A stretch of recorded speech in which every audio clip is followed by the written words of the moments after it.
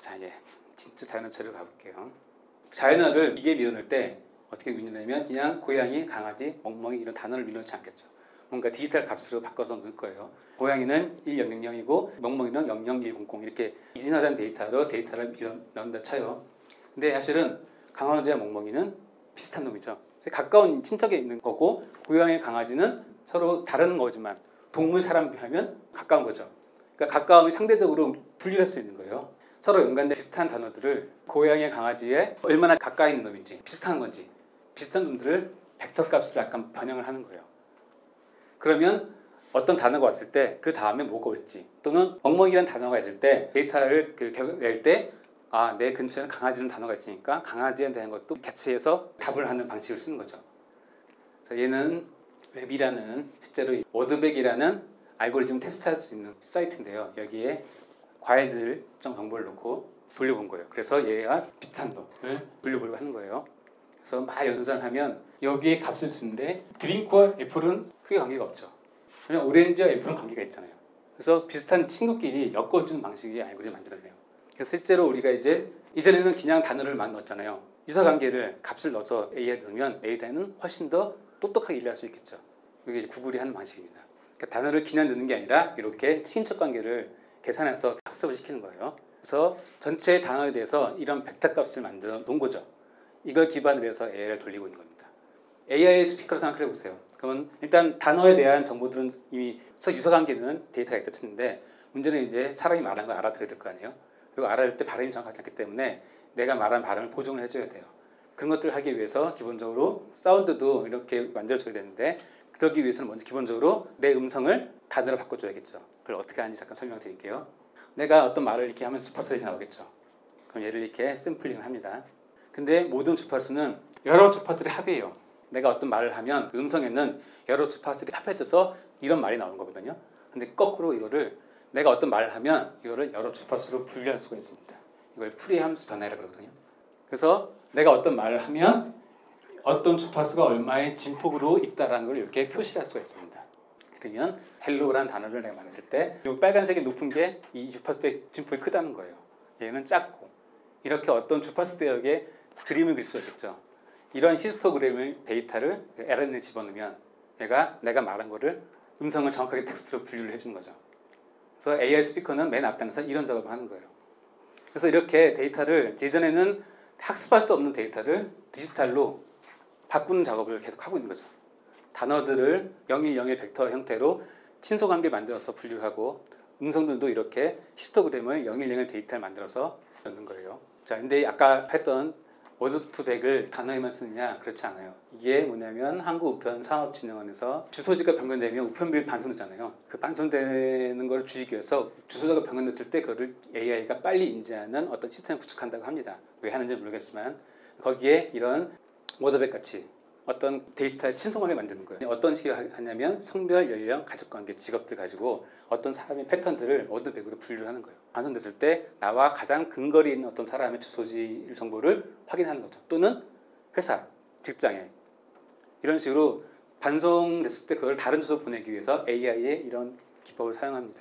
이제 거의 마지막인데요. 어떤 기자 리포터가 톰 행크스한테 질문을 합니다. 당신 연기 중에서 가장 좋아하는 역할은 어떤 것인가 질문했더니 톰 행크스가 이렇게 답을 해요. 내가 가장 좋아하는 역할은 바로 다음에 하게 될 역할입니다. 되게 멋지게 답을 했잖아요. 사실 이거 AI입니다. 그 질문했을 때 나는 뭘 좋아하는다가 아니라 나는 읽었고 그래서 뭐가 소중하고 이런 철학적인 답변을 하면서 나의 답은 이것입니다 라고 답을 하죠. 이게 바로 튜링이 테스트에서 하려고 했던 거예요. 그래서 이 AI가 가짜기사 만들어요. 그리고 실제 기사하고 두 개를 비교해서 기계가 만든 기사인지 사람이 만든 기사인지를 분류하는 튜링 테스트를 했는데 52%가 가짜기사 찍었다 그래요. 그러니까 절반 찍은 거죠. 구분을 못하는 거예요. 이게 바로 GTP-C라고 오픈 AI라는 연구소에서 얼마 전에 한 달 전쯤에 발표한 자연어 처리 인공지능이거든요. 오픈 AI는 사실은 스페이스X의 앨런 머스크가 처음에 창립을 했고 지금은 이제 앨런 머스크가 테슬라에서 이거 비슷한 걸 하려고 하기 때문에 이해충돌 관계로 빠졌는데 지금 관계는 하고 있는 것 같아요. 다른 사람을 통해서. 이 오픈 AI는 뭐냐면 AI가 무섭잖아요. 그래서 AI의 위험성을 알리기 위해서 만든 단체예요. 그러면서 AI가 얼마나 위험한지를 막 연구를 하죠. 그래서 이렇게 위험하다, 가짜 기사 만든다라고 시작을 한 게 GTP 시리즈예요. 근데 하다 보니까 무지막지한 결과가 나온 거죠. 그래서 얘는 1억 7,500만인가? 하여튼 그 정도의 파라미터, CPU라는 거죠. 이 CPU를 가지고서 돌리니까 사람과 유사한 행동을 하는 답을 내는 AI가 만들어진 거죠. 이런 알고리즘은 기본적으로 트랜스포머라고 하고 RNN의 컨셉에서 발전하긴 했지만 RNN은 아니에요. 하지만 RNN 다음 자연어 처리 알고리즘인 거죠. 그래서 구글도 이거 비슷한 거 합니다. 버트라고 이거 비슷한 거 만들었고 이 버트 알고리즘은 카카오 AI 스피커에 사용하는 거예요. 그래서 원래는 AI라는 건 데이터셋에서 데이터를 특징도 추출하고 그다음에 어떤 알고리즘을 돌릴지를 선택을 하고 그 알고리즘의 데이터를 학습시키는 여러 복잡한 과정을 겪었는데 이 트랜스포머라는 알고리즘은 그런 과정 없이 그냥 아무 데이터나 집어넣는 알고리즘을 가려고 하는 게 목표예요. 얘들은. 일명 마스터 알고리즘이죠. 그러니까 강인공지능을 얘는 지향하는 겁니다. 근데 얘에 문제가 있어요. 1801년에 대통령이 누구인지 물어봤어요. 얘한테. 그랬더니 얘는 대답을 잘하죠. 토마스 제퍼슨이라고. 그 다음에 1700년도에 대통령이 누구냐고 물어봤어요. 그랬더니 얘가 답을 어떻게 하냐면 윌리엄 펜이라고 답을 해요. 근데 1700년은 미국 독립 전이죠. 대통령이 없었어요. 답을 하는데 강박관점이 있는 거지. 그래서 당시에 대통령과 유사하게 유명했던 사람은 답을 낸 거예요.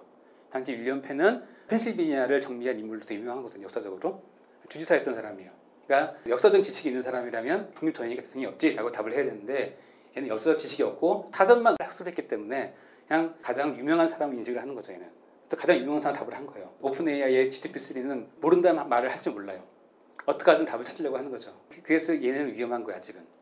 왜냐면 사람은 모른다 답을 해야 되는데 모르지 않고 아는 척하기 위해서 끊임없이 노력을 하거든요. 역사적 지식이 없는 사람이 들으면 진짜 윌리엄 펜을 믿을 수도 있잖아요. 위험하죠. 그래서 앨런 머스크가 GPT-3를 발표할 때 이거는 가짜 뉴스를 양성할 수 있는 툴이기 때문에 발표하기가 꺼려진다는 인터뷰를 한 적이 있어요.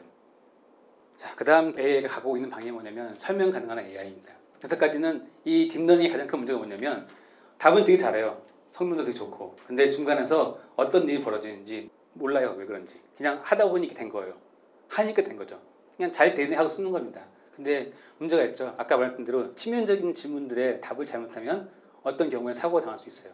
특히 자율주행이라든가 또는 범죄에서 CCTV를 통해서 범인을 인식할 때 사실 구분을 잘못하면 운명을 쓰는 거잖아요. 그런 식으로 위험한 결정을 할 때는 너에게 AI를 사용하긴 하지만 왜 그런 결정을 했는지 설명하라. 이게 설명 가능한 AI라는 거거든요. 그래서 예전에는 그냥 이 그림은 95% 확률로 고양이입니다 했지만 앞으로 가려고 하는 거는 이런 모양을 가졌기 때문에 얘는 고양이다라고 나는 판단했습니다라고 근거를 내는 AI를 하려고 하는 거예요. 근데 아직은 초보 단계고 크게 실적은 없어요. 그냥 컨셉만 있는 거죠. 근데 문제는 뭐냐면 이 답도 신경망으로 할 텐데 이 답을 이런 근거를 댄 이유도 다 모를 거야. 자신들은. 진짜 왜 이런 답을 했는지 기계적으로 설명 못해요. 아까 말했던 확률 이론이라든가 선형 이론이라든가 그 다음에 분류하는 SVM은 인간이 설계한 거잖아요. 그래서 왜 이런 결과가 나오는지 수학적으로 증명이 돼요. 근데 딥러닝은 문제가 뭐냐면 알 수가 없어요. 그냥 훈련시켰더니 그렇게 하더라라는 거거든요. 그래서 그나마 할 수 있는 게 그러면 근거 되게 하자. 이 근거가 사람이 보기에도 그렇다면 인정하자. 이게 나름대로 그쪽에 대안인 거죠. 설명 못하지 않냐라고 문제제기를 하니까 그래 이런 식으로 하면 되지 않겠냐라고 해서 방향이 정해졌고 여기에 가장 많이 투자하고 있는 게 미국 국방성 펜타곤이죠. 그래서 이렇게 가고 있습니다.